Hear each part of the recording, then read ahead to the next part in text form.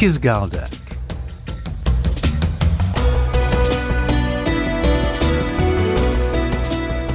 In 2008, the Kazakhstani director Sergei Dvortsevoy released the drama film KYZGALDAK, which has won many international awards.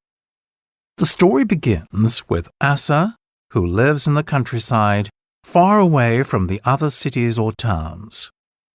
He used to be a sailor in the Russian Navy, but now he wants to become a herdsman and marry the only girl in the neighborhood, KYZGALDAK. However, she's not interested because she thinks Asa's ears are too big. But Asa has big dreams and doesn't give up easily. The setting of the film is the Kazakh steppe, and it introduces the audience to the traditions of the Kazakh people. What is interesting about the film is that the actors created much of the dialogue while filming.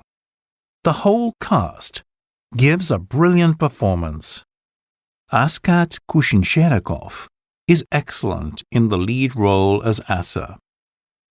The best thing about KYZGALDAK is that you learn about life in rural Kazakhstan.